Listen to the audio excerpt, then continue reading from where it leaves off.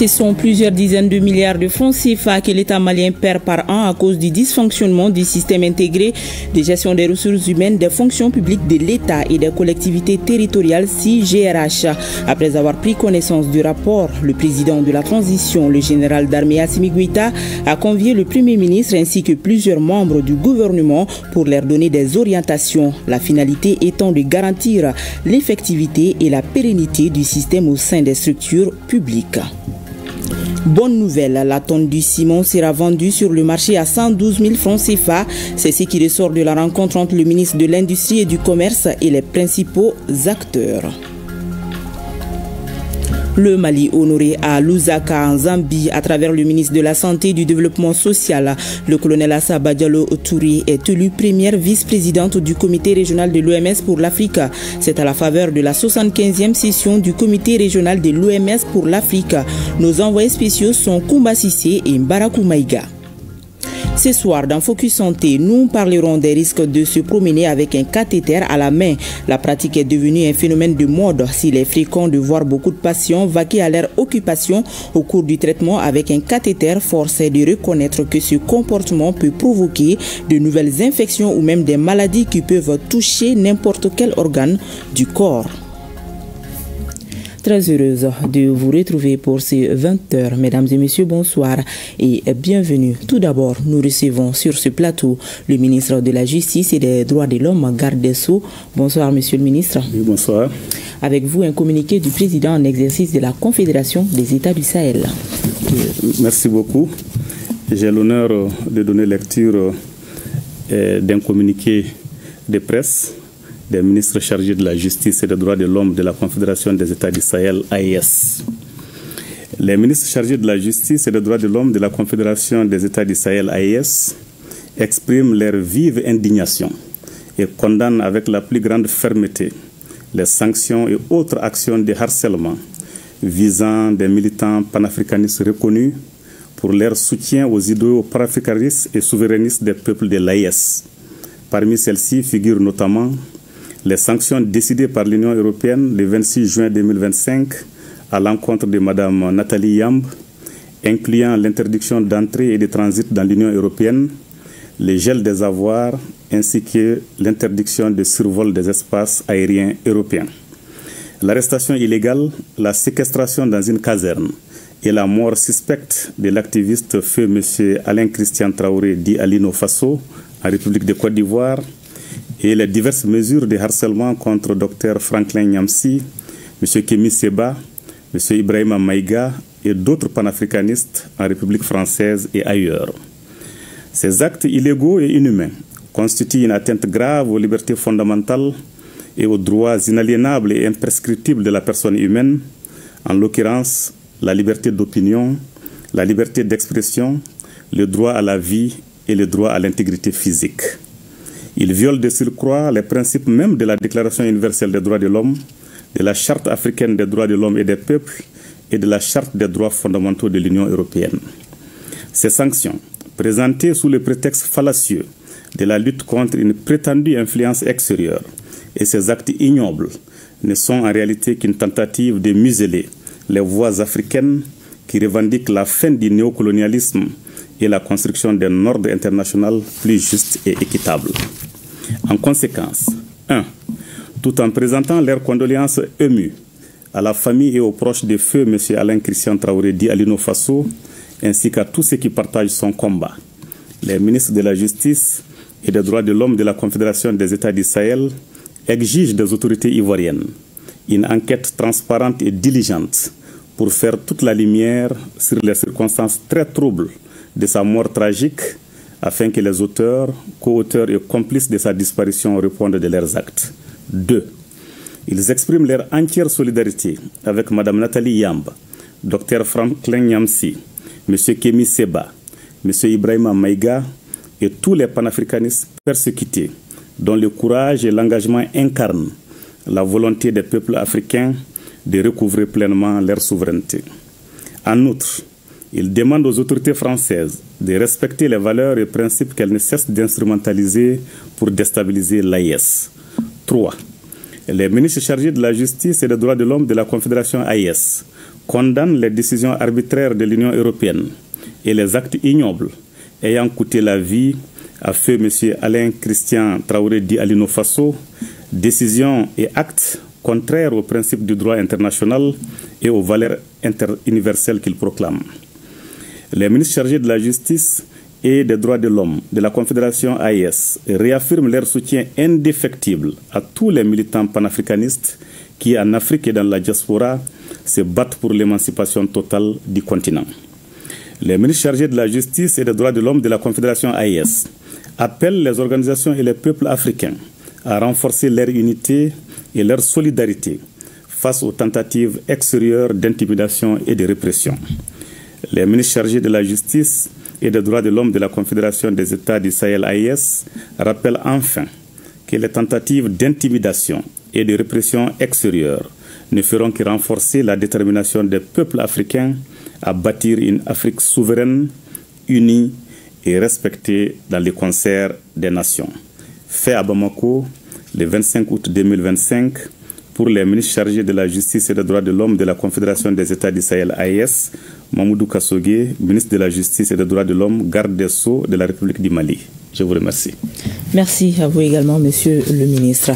Vous vous rappelez certainement, le vendredi 15 août 2025, le général d'armée Assimi Goïta, président de la transition, prenait connaissance du rapport relatif à l'exécution du système intégré de gestion des ressources humaines, des fonctions publiques de l'État et des collectivités territoriales, CGRH. Ce sont plusieurs dizaines de milliards de francs CFA que perd l'État par an. Dans la foulée, le chef de l'État a convié ce matin le Premier ministre ainsi que plusieurs membres du gouvernement et a œuvré à la conduite du projet. L'objectif de cette rencontre était d'apporter les orientations nécessaires en vue de l'application des recommandations formulées dans les 10 rapports afin de garantir l'effectivité et la pérennité du système au sein des structures publiques. Reportage Garibou Pérou, Idrissa Traoré et Djeli Magandjabati. Sur un total, plus de 158 000 agents répertoriés au sein des administrations de l'État et des collectivités territoriales, plus de 122 000 ont fait l'objet d'un recensement physique et biométrique. Cependant, 36 151 agents demeurent absents de cette procédure. Ce constat a conduit dans la foulée du lancement du système il y a maintenant 10 jours à une instruction du président Goïta. Le vendredi 15 août 2025, le ministre de la Refondation a remis officiellement, lors d'une cérémonie solennelle, le rapport relatif au système intégré de gestion des ressources humaines à son Excellence le général d'armée Assimi Goïta, président de la transition, chef de l'État. Lors de la même cérémonie, le chef de l'État a procédé au lancement officiel du SIGRH. Il y a des recommandations qui ont été émises concernant la mise en œuvre de ce système très performant. Système qui a été mis en place à la demande du peuple malien lors des assises nationales de la refondation. Je crois que le souci principal de la population malienne, c'était de gérer de manière optimale les effectifs de la fonction publique de l'État et de la fonction publique des collectivités territoriales. Donc 10 jours après, en nous conviant à cette réunion, on comprend aisément le souci et surtout l'abnégation du chef de l'État à mettre en œuvre ces différentes recommandations.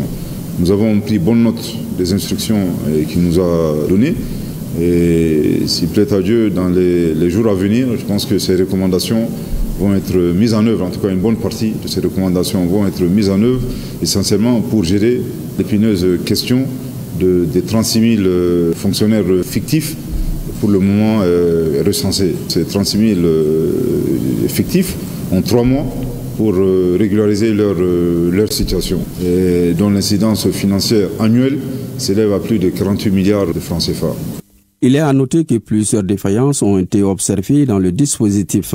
L'absence d'informations fiables concernant les effectifs, la mise à jour insuffisante des fichiers, le manque d'interconnexion et l'absence de mécanismes unifiés pour la gestion des rémunérations. Face à ces dysfonctionnements, une période de grâce de 3 mois a été octroyée afin de régulariser la situation des agents concernés avant qu'aucune sanction ne soit appliquée. L'objectif a été clairement annoncé depuis le 15 août 2025, c'est la suspension des salaires de ces 36 000 de fonctionnaires fictifs. Mais avant même ce délai de 3 mois, nous avons laissé aujourd'hui d'autres instructions allant dans le même sens. Nous n'allons pas attendre la suspension, mais il y a d'autres mesures qui vont être prises. Mais dans les jours à venir, vous serez édifiés de manière avec beaucoup plus de précision par les ministres sectoriels concernés par ces mesures-là. Les systèmes intégrés de gestion des ressources humaines des fonctions publiques de l'État et des collectivités territoriales reposent sur un recensement minutieux via des fiches individuelles et un enrôlement biométrique à l'échelle nationale et missions diplomatiques avec pour objectif d'assurer une gestion cohérente des effectifs. L'ensemble des données ainsi collectées est intégré dans un logiciel hébergé au Mali, financé sur fonds nationaux, garantissant ainsi la modernisation de notre administration public. Et nous restons à Koulouba où des agents de la présidence suivent une formation sur les droits et obligations des agents. Cette session se tient dans un contexte de modernisation de l'administration pour rapprocher les citoyens des services de l'État pour une plus grande efficacité. Ce renforcement de capacité qui se déroule à la grande chancellerie est organisé par le secrétariat général de la présidence. Reportage Mamadou Fani. Comme tous citoyens, les agents des services de la présidence de la République sont aussi soumis à des droits et obligations. La formation initiée par le secrétariat général de la présidence de la République a pour objet de renforcer les capacités de leurs agents dans l'exercice de la mission à eux confiée. La finalité de cette formation est d'offrir aux usagers une administration compétente et fiable au service des citoyens. Être agent de l'État et singulièrement de la présidence de la République, ce n'est pas juste occuper un poste, c'est servir la République, représenter l'administration et répondre aux attentes des autorités et des usagers au plus haut niveau. Le constat est évident et bien établi que beaucoup de manquements ou de conflits naissent d'une méconnaissance des règles. Donc, en formant les agents, on réduit les risques de sanctions disciplinaires, de litiges administratifs ou de mauvaise gestion. Les agents de l'État ont une mission noble, mais exigeante. Servir avec loyauté, compétence et intégrité. Un service public efficace nécessite une connaissance rigoureuse du cadre juridique, le respect de la hiérarchie, le devoir de réserve, la neutralité, la probité et le respect des biens publics sont des comportements que doivent épouser les agents des services de la présidence, d'où cette formation à leur intention. Le ministre de l'Industrie et du Commerce et celui des Transports et des Infrastructures ont co-présidé cet après-midi une rencontre sur le prix du ciment. 112 000 francs pour le ciment local et 117 000 francs pour le ciment importé. Ce sont là les conclusions phares de cette rencontre sur l'approvisionnement du pays en ciment. Au dire du gouvernement, les dispositions sont en cours pour l'approvisionnement correct du marché en ciment. Reportage Youssouf Diakité et Siri Koulibaly.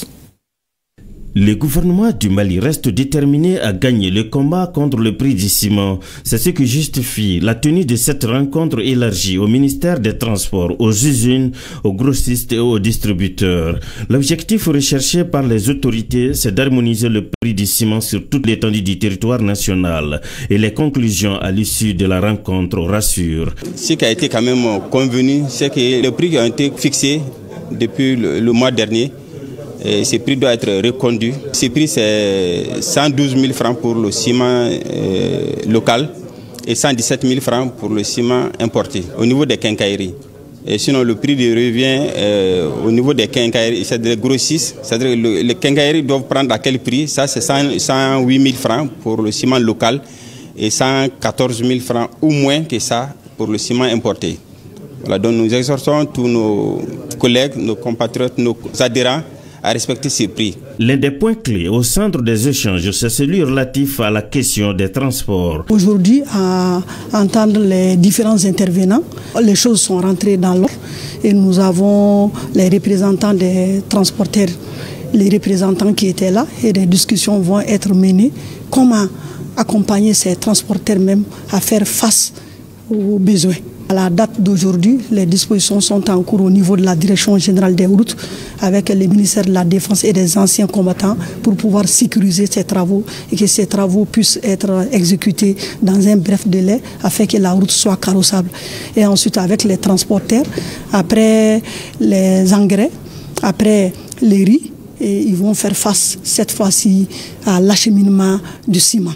Le ministre de l'Industrie et du Commerce se dit particulièrement honoré par les résultats obtenus à l'issue de la rencontre. À l'issue de la réunion d'aujourd'hui, on peut vraiment féliciter l'ensemble des acteurs de la filière ciment, leur présenter les remerciements et la reconnaissance du gouvernement et pour les efforts qui ont été faits et pour la stabilisation des prix du ciment sur le marché et sur l'ensemble du territoire national.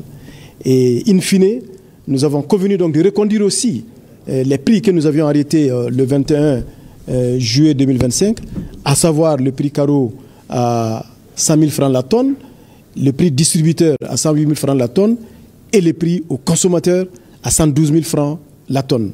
Et nous avons convenu, in fine aussi, de se rencontrer le 25 octobre 2025 pour une troisième évaluation de l'évolution des prix du ciment sur le marché afin de nous assurer que ces prix sont respectés à la satisfaction des populations maliennes, parce que c'est au bénéfice des populations que nous déployons tous ces efforts-là. Tous sont unanimes qu'il faut cette conjugaison des efforts en vue de relever collectivement les défis qui se posent au pays, mais particulièrement au secteur du ciment vital pour l'économie nationale. Les 6459 candidats inscrits aux examens du brevet technicien première et deuxième partie agro-pastorale session d'août 2025 ont commencé les épreuves aujourd'hui. Cette étape sanctionne la fin des études des 10 techniciens. Les examens se tiennent dans 16 académies d'enseignement du pays. Tout se déroule à hauteur de Soué au centre du lycée technique où le ministre de l'Éducation nationale, accompagné par son collègue de l'élevage et de la pêche, a donné le coup d'envoi, nous signale Fademba Keita. C'est parti pour le brevet des techniciens, première et deuxième partie agro-pastorale, session d'août 2025. L'ouverture de l'enveloppe contenant l'épreuve de gestion suivie de la distribution des sujets par le ministre de l'Éducation nationale et son collègue de l'élevage et de la pêche autorise le démarrage des examens dans les 32 centres des 16 académies d'enseignement concernées. Les officiels apprécient l'organisation des 10 examens, mais invitent les candidats à l'effort personnel et aux surveillants à la vigilance conformément à la police de surveillance. C'est la seule façon, selon eux, d'avoir des cadres à hauteur de souhait. Leurs examens, ce n'est pas des examens classiques. Ils travaillent sur des modules pendant l'année et en fin d'année, ça leur sert soit pour passer en classe supérieure, soit pour terminer leurs études. Nous comptons beaucoup sur eux parce que le Mali Koura commence par le Mali d'Inkoura.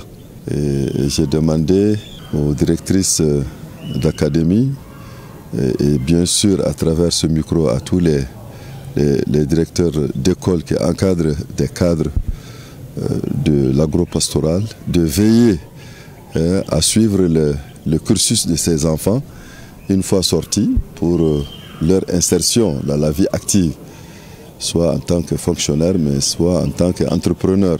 Au centre du lycée technique de Bamako, les épreuves de brevet des techniciens première et deuxième partie agro-pastorale ont démarré dans le calme sans incident majeur.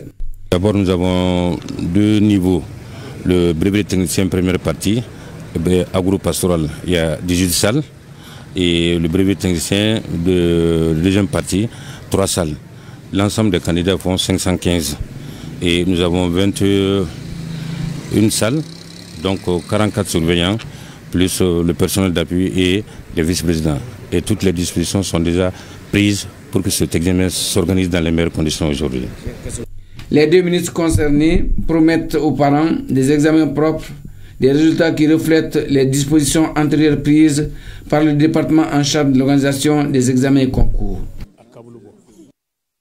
Rendons-nous dans la cité des 333 Sangs. Le commissaire à la sécurité alimentaire, au cours de son séjour dans la région, a remis un important lot de céréales aux forces de défense et de sécurité au nom des autorités. Il s'agissait de venir en aide aux veuves des soldats tombés sur le champ d'honneur et aux blessés de guerre. De Tombouctou, le compte rendu d'Idrissa Goulou Sissoko. En visite dans la région de Tombouctou, le commissaire à la sécurité alimentaire a remis une importante quantité de riz aux forces de défense et de sécurité. Ce geste vise à soutenir les veuves des soldats tombés sur le champ de l'honneur et les blessés de guerre. L'opération de distribution alimentaire inscrite au plan national de réponse 2025, lancée à Bamako le 12 août dernier par son Excellence le général d'armée Assimi Goïta, président de la transition chef de l'État. Le gouverneur de Tombouctou et celui de Tabreni ont reçu des dotations pour la région. Donc pendant ces temps, il est tout à fait normal qu'on pense aussi à ceux qui ne dorment pas pour que nous dormions et à ceux qui ne voient pas leur famille tous les jours pour que nous soyons aux côtés des nôtres et qu'on puisse travailler et mener des activités qu'on mène aujourd'hui. Je pense aux forces armées de défense et de sécurité et donc ce don symbolique il est fait pour vous aider à assister les blessés de guerre et leurs familles.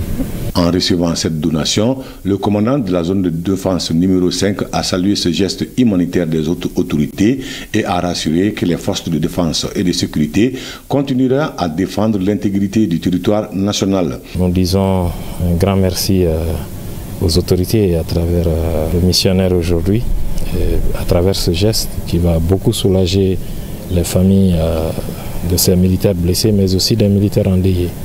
Donc c'est un geste pour nous qui est salutaire, qui nous va droit au cœur. Nous sommes très heureux de ce geste et nous disons que nous allons poursuivre avec notre engagement pour le salut du Mali. Ce geste est une invite à toutes les bonnes volontés de soutenir les veuves et blessés des soldats qui se battent jour et nuit contre les ennemis de la nation. Le RTM non plus n'est pas resté en marge du plan national de réponse du président de la transition. Le commissariat à la sécurité alimentaire a remis aujourd'hui 10 tonnes de riz destinées aux grands malades et au personnel d'appui de la structure estimée à une centaine. Un geste qui vise à soutenir les bénéficiaires et prévenir l'insécurité alimentaire. La remise symbolique s'est déroulée en présence du commissaire à la sécurité alimentaire, du directeur général de l'ERTM et du secrétaire général du syndicat de l'ERTM. Reportage Mohamed Kayantao. Issa Samake fait partie du personnel d'appui de l'ORTM. Dans quelques mois, il fera valoir ses droits à la retraite. Il vient ainsi de bénéficier d'un don de riz de la part de la direction générale de l'ORTM, une initiative du commissariat à la sécurité alimentaire. Moi, je veux remercier la direction de l'ORTM et la sécurité alimentaire pour ces aides-là à nous tous, parce que bientôt, comme moi, je vais à la retraite cette année. Bon, moi, je veux qu'on n'a qu'à toujours rester ensemble. Bon, vraiment, je suis content quand même. Reconnaissance envers les plus hautes autorités du pays pour cette initiative. Dieu seul sait qu'à l'ORTM, il y a des grands malades qui, ça fait des années, ils ne travaillent pas. C'est des dizaines de personnes, des grands malades. Il y a des personnels d'appui. Ici, si on vous dit leur salaire, vous serez étonnés. On se débrouille ensemble. Ces dons viennent combler un grand vide. Un grand vide. Le don de 10 tonnes de riz remis à l'ORTM est destiné au personnel d'appui, aux veuves et aux grands malades de la structure. Le directeur général de l'ORTM trouve que ce geste arrive à point nommé. Je remercie les plus hautes autorités, à commencer par le président de la transition, son Excellence le général d'armée Assimi Goïta, qui à travers le commissariat à la sécurité alimentaire a décidé vraiment d'appuyer les plus nécessiteux en cette période de soudure. C'est ainsi qu'on a pensé à la direction de l'ORTM et en tant que premier responsable de la structure, j'en suis très heureux. D'autant que, il faut le dire, nous sommes dans une boîte où on a environ 720 agents. Beaucoup sont dans le besoin. Donc si on pense en cette période à appuyer ce personnel-là, je pense que je ne peux qu'en être très heureux. Aujourd'hui, on le dit très souvent, il y a vraiment des besoins au niveau du personnel de l'ORTM. L'initiative du commissariat à la sécurité alimentaire entre dans le cadre du plan national de réponse à l'insécurité alimentaire. Plus de 100 bénéficiaires ici à l'ORTM vont recevoir cette aide des mains du directeur général que nous remercions de nous aider à nous acquitter de notre devoir d'informer l'ensemble des Maliennes et des Maliens sur le contenu du plan national de réponse, sur le processus de sa mise en œuvre. On était récemment à Tombouctou, on va continuer déplacements sur le terrain pour concrétiser le démarrage de ces distributions-là, de façon à ce qu'elles couvrent la période de soudure dans laquelle nous nous trouvons aujourd'hui. Le directeur général de l'ORTM apprécie ce geste du CSA qui est de nature à améliorer l'état nutritionnel des couches vulnérables. Fin ce week-end de la conférence locale des jeunes sur le climat. Cette conférence organisée par El Kouaï Mali a porté sur la contribution de la jeunesse aux actions à mener pour un climat plus sain. À travers cette conférence, les jeunes veulent prouver qu'ils constituent une force de proposition dans le cadre de la participation du Mali à la COP30 à Belém au Brésil en novembre prochain. Reportage Mamadou Fani. La jeunesse entend être actrice de la lutte contre les effets néfastes des changements climatiques. El Kouaï Mali prend cette problématique à bras-le-corps en initiant 2 jours de conférences sur les thématiques liées à l'environnement. Une rencontre sanctionnée par une déclaration. Les enjeux climatiques, grâce à vous, ont été largement compris pendant cette El Kouaï Mali 2025. El Kouaï Mali 2025 ne s'arrête pas ici. Les recommandations issues des différentes consultations, nos travaux de groupe seront portés dans les espaces nationaux et internationaux, notamment vers le COI et la COP. Nous avons sémé des graines de changement. Il nous revient maintenant de les cultiver. La jeunesse en action pour le climat reflète un engagement fort des jeunes. Cette voix de la jeunesse sera portée lors de la COP30 à Belém au Brésil en novembre prochain. La jeunesse malienne n'est pas simplement un partenaire du développement durable, elle en est une actrice centrale, dynamique et visionnaire. À travers vos réflexions, vos propositions et vos engagements, vous avez démontré que vous êtes déjà à l'œuvre pour façonner un avenir plus résilient et plus juste face aux défis climatiques. La El Kouaï marque le début du chemin vers la COP 30.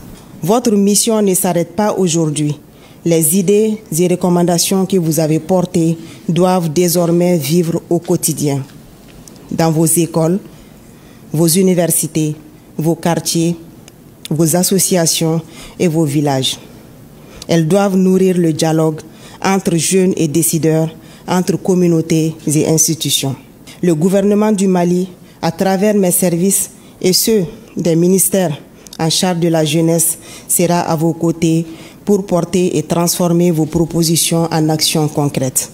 Ces 2 jours d'échange ont permis aux jeunes de toucher les enjeux liés au climat. À la fin des travaux, la jeunesse s'est dit désormais mobilisée pour jouer sa partition. Une visite de stand par le ministre de l'Environnement, de l'Assainissement et du Développement durable a mis fin à cette rencontre.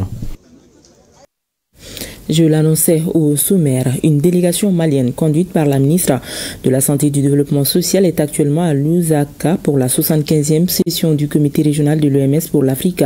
Il s'agit d'une rencontre annuelle qui a débuté ce matin et qui durera 3 jours. Le thème retenu est construire ensemble une Afrique plus saine, un manifeste pour la transformation. Au cours de cette session, l'OMS et les pays africains doivent faire le point des avancées dans le domaine de la santé, identifier les défis et formuler des propositions pour garantir l'accès à la santé pour tous. Autre point important des activités, c'est l'élection du colonel Assaba Diallo Touré en tant que première vice-présidente du comité régional de l'OMS pour l'Afrique.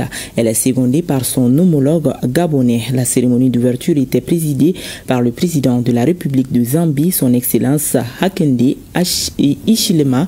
Nos envoyés spéciaux à Lusaka, Mbomba Sissé et Mbarakou Maïka. En Afrique, les difficultés liées à l'accès à la santé pour tous sont nombreuses.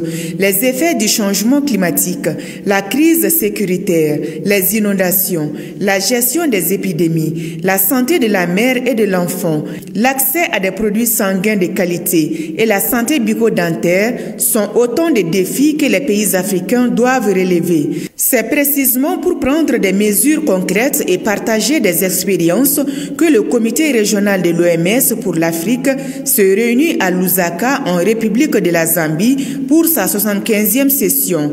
Malgré ces menaces sanitaires, certains pays comme le Mali ont réussi à mettre en œuvre des politiques gouvernementales qui ont eu un impact significatif sur la santé des populations. Et beaucoup de réalisations, notamment les hôpitaux de Kati, l'hôpital médical du Mali et même le laboratoire Petro au niveau de l'Institut national de santé publique, sans compter tous les autres équipements et les moyens logistiques que nous avons eus. En plus des centres de dialyse offerts gracieusement par le président de la transition, il y a des centres de dialyse qui sont un peu partout dans le pays.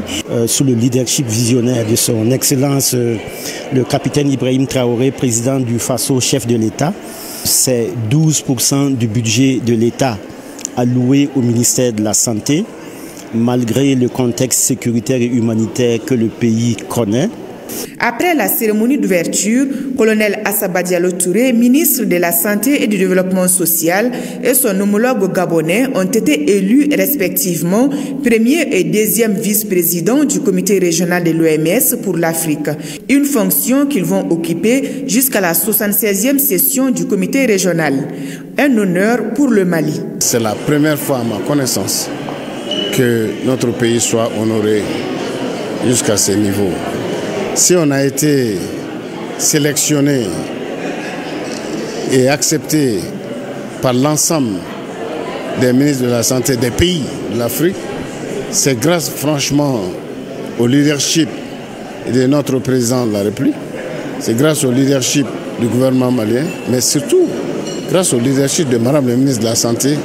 Le système de santé malien, l'épine dorsale, c'est le soin de santé primaire.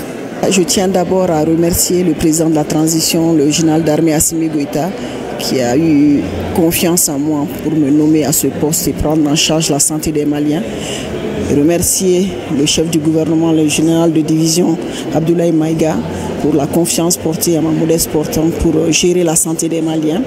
Et on remercie la Zambie pour l'organisation de ce sommet régional.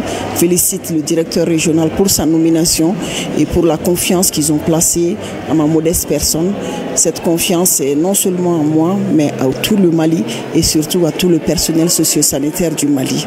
Leur dire que nous prenons acte et nous voyons l'immensité des défis et ensemble nous arriverons à faire ce que nous pourrons pour la santé des Africains. Selon le premier responsable de l'OMS pour l'Afrique, les défis sont complexes mais pas insurmontables. Pour lui, les personnes les plus vulnérables doivent être placées au cœur de toute intervention sanitaire. Quant au chef de l'État zambien, son Excellence Hakainde Hichilema, qui a présidé la cérémonie d'ouverture, il a souligné que les pays africains doivent tirer les leçons de la COVID-19, harmoniser la réglementation sanitaire, bâtir la résilience et s'engager à soutenir les objectifs stratégiques de l'OMS.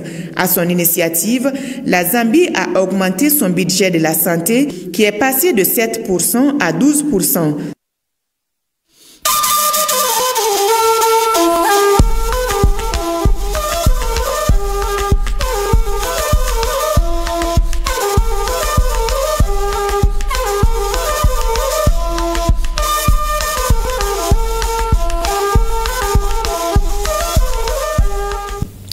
L'actualité AES nous conduit tout d'abord à Tripoli, en Libye, à l'occasion du premier anniversaire de la création de la Confédération AES. Les ambassades de l'AES à Tripoli, en collaboration avec les communautés des 3 pays membres ainsi que le comité de soutien à l'AES Cause AES, ont organisé la première journée culturelle et sportive de l'AES.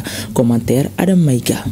Les prestations artistiques et folkloriques des pays de l'AES, la dégustation culinaire de leurs mets traditionnels et un match de football opposant l'équipe de l'AES à celle des pays sympathisants Togo, Guinée et Tchad ont marqué la première édition de la journée culturelle et sportive de la Confédération des États du Sahel en Libye. Cette journée constitue pour la jeunesse de l'AES à Tripoli un tremplin pour rester connecté aux us et coutumes de leur pays et un moyen de demeurer unis et soudés derrière les autorités. La culture au Sahel représente notre identité, notre ADN, un moteur de développement économique à travers le tourisme, l'artisanat et les industries créatives. Cette première édition incarne une ambition politique et sociale visant à renforcer la cohésion, le vivre ensemble et la solidarité entre les peuples de l'AES. Cette journée de l'AES constitue l'occasion d'échanger, de partager nos expériences en vue d'une véritable intégration des communautés AES et celle du pays d'accueil, la Libye. C'est à ce prix qu'elle nous permettra de donner une nouvelle impulsion à notre action collective. La prochaine édition, prévue en 2026, sera accueillie par les pays assurant la présidence de la Confédération. Au Niger, le palais des congrès de Niamey a vibré au rythme de la spiritualité et de la fierté lors de la cérémonie de fin d'apprentissage de la lecture du Saint-Coran organisée par la Madarsatou Nimatoulaye. 34 apprenants, dont 7 jeunes filles, 25 femmes et 2 garçons âgés de 12 à 40 ans ont terminé avec succès leur formation coranique. Compte rendu à Rachida Ali et Bourima Amadou. Ils sont au total 34 apprenants de l'école coranique Nimatoulaye à achever leur apprentissage de la lecture du Saint-Coran. Une étape importante dans leur parcours spirituel marqué par une cérémonie solennelle et émouvante. L'événement s'est tenu en présence de 2 membres du gouvernement, le ministre en charge de la refondation Mohamed Ben Salah et la ministre de la Population et de l'Action sociale, professeur Siddikou Ramatou Jarmakoy. Leur présence est un signe fort en faveur de l'éducation religieuse et de l'autonomisation des femmes à travers le savoir spirituel. Un message fort partagé par le ministre en charge de la refondation qui a insisté sur le rôle de la spiritualité dans la construction d'une société harmonieuse. La directrice de la Madarsatul Imatoulahi, Madame Bari Mariama, a ouvert la cérémonie par un discours empreint de gratitude et de conviction. L'école coranique, fer battant de notre société, est bien plus qu'un simple lieu d'apprentissage. Elle est le creuset où se forgent les valeurs islamiques et où les enfants et les adultes apprennent à lire, écrire et comprendre le Saint-Coran. En prenant la parole à son tour, la ministre de la Population et de l'Action sociale, professeur Siddikou Ramatou Jarmakoy, a salué cette initiative qui place la femme au cœur du savoir religieux. Cette rencontre constitue avant tout un moment de bénédiction, un moment d'élévation spirituelle et un témoignage vivant de l'importance de l'éducation coranique dans la formation des enfants, des hommes et des femmes, et dans la préservation de notre identité religieuse et culturelle. Des récitations de versets coraniques par les récipiendaires ont ponctué la cérémonie, témoignant de leur maîtrise du texte sacré et de leur détermination. Il faut aussi noter la remise symbolique de diplômes dans une ambiance empreinte de ferveur et de gratitude. En marge du Festival international de musique militaire en Russie, l'orchestre de la présidence du Faso s'est déporté dans un parc de Russie pour être plus proche des populations. Il a communié avec les moscovites sur de la chorégraphie des sonorités du Burkina à travers des prestations citées en présence du ministre en charge de la culture. Reportage Amadou Marcel. Quand l'orchestre de la présidence du Faso se déploie dans les parcs et autres espaces publics de Moscou, la communion artistique avec les moscovites est automatique.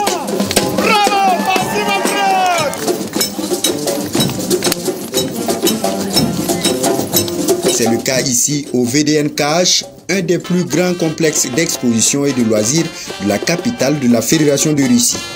À travers chaque tableau présenté, c'est la diplomatie culturelle entre les 2 pays qui se renforce selon le chef de la délégation burkinabé.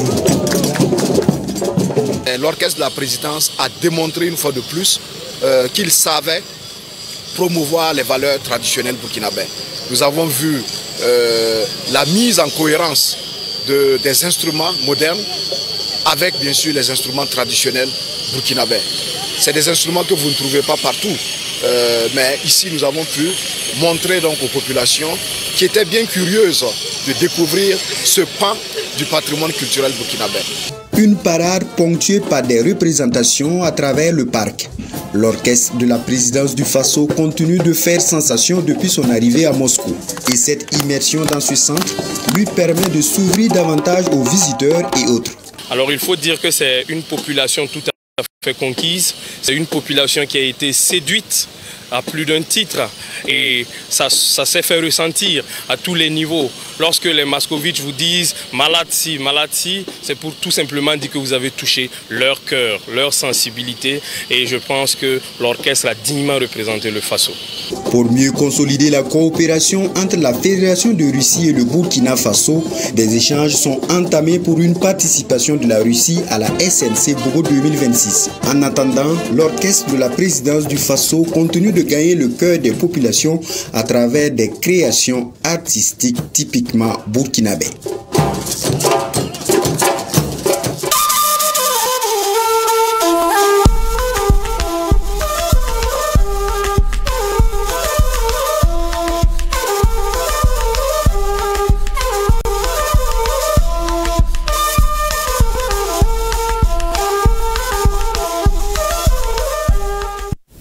Assemblée générale ordinaire de l'Association des ressortissants de Dja à Bamako, ARDB.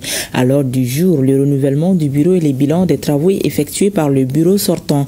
À noter que l'ARDB a également initié la construction de la mosquée de Dja et les travaux avancent bien. À noter également que Dja est situé dans la région de Mopti. Le compte rendu de Djouraté Diakité et Tchadja Kamara.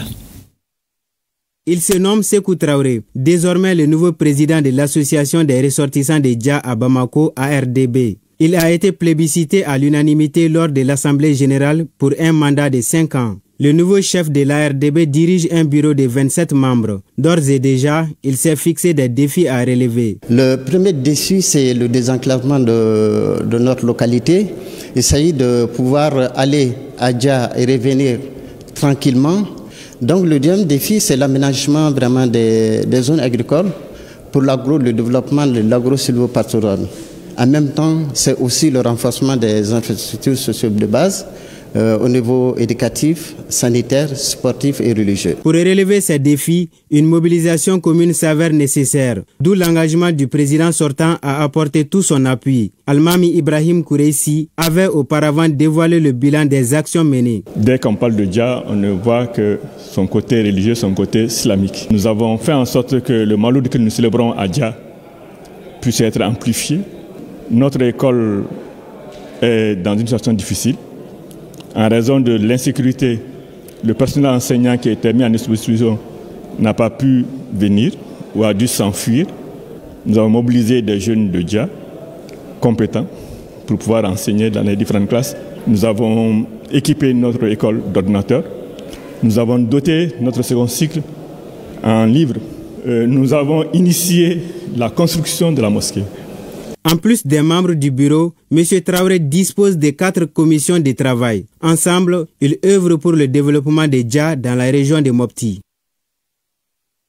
Parlons santé. Au Mali, il a été constaté que beaucoup de patients vaquent à leur occupation au cours du traitement avec un cathéter à la main. Sachez que ce comportement est très dangereux. Il peut provoquer de nouvelles infections ou même des maladies qui peuvent toucher n'importe quel organe du corps. Les détails avec Koumba Sissi et Abdoulaye Samake dans Focus Santé.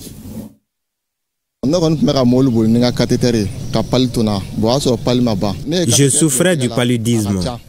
Au cours du traitement, j'ai continué à conduire mon véhicule avec le cathéter.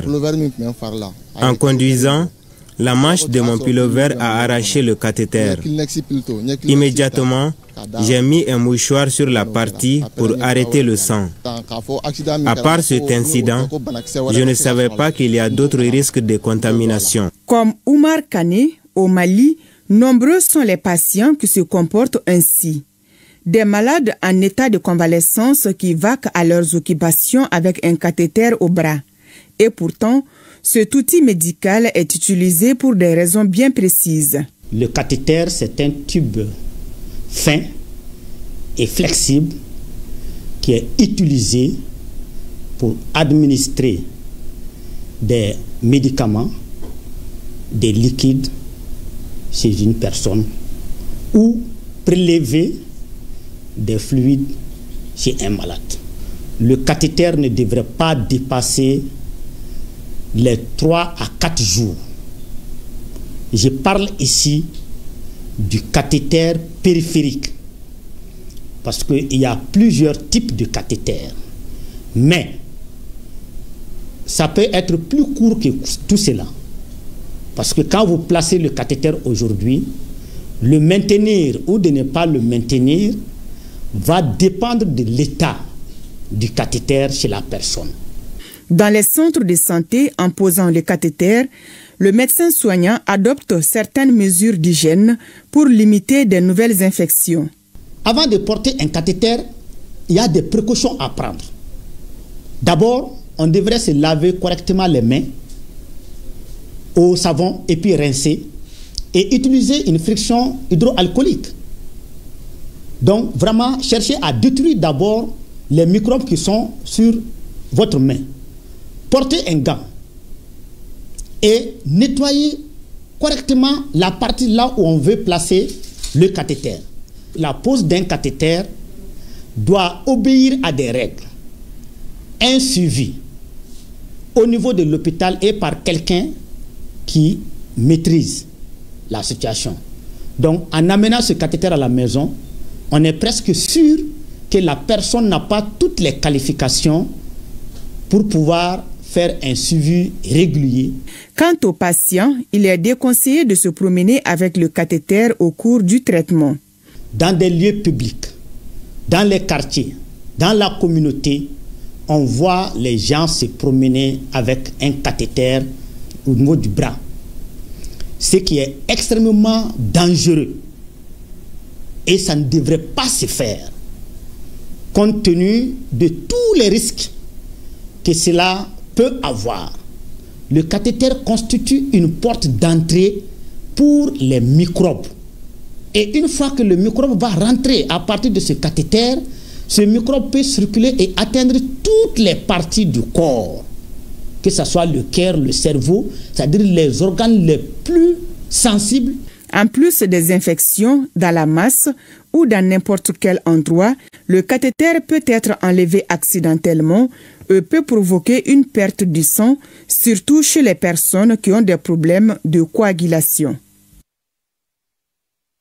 À présent, ce communiqué, le ministre de la Jeunesse et des Sports chargé de l'instruction civique et de la construction citoyenne, M. Abdoul Kassim Fomba, informe l'opinion publique nationale de l'arrivée des aigles basketteurs vice-champions d'Afrique ce mardi 26 août à 15h55 à l'aéroport international président Modibo Keïta Sénou. Le ministre en charge de la Jeunesse et des Sports, au nom du président de la transition, chef de l'État, du Premier ministre, du chef du gouvernement, de l'ensemble des membres du gouvernement et de l'ensemble du peuple malien, réaffirme ses chaleureuses félicitations à l'équipe nationale de basket du Mali et invite les populations à réserver un accueil digne, fraternel et enthousiaste à ces jeunes qui ont mérité de la patrie et qui ont honoré les couleurs nationales. À cet effet, le ministre invite l'ensemble des populations à réserver un accueil populaire et triomphal aux aigles basketteurs qui ont réalisé un parcours honorable lors de l'Afro-Basket 2025 en Angola en hissant haut le drapeau malien. L'itinéraire de cet accueil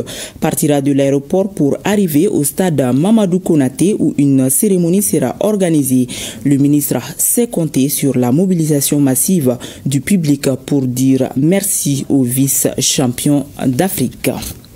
Sport, toujours football, focus sur l'équipe de Taoudéni pour sa première participation à la Supercoupe Générale d'Armée Assimi Goïta édition 2025. L'équipe de Taoudéni est la première formation à gagner ses 2 premiers matchs avec une jeune équipe à Taoudéni au terme de la deuxième journée et parmi les 2 premiers au classement dans la poule B. On en sait plus avec Abdoul Karim Kaba.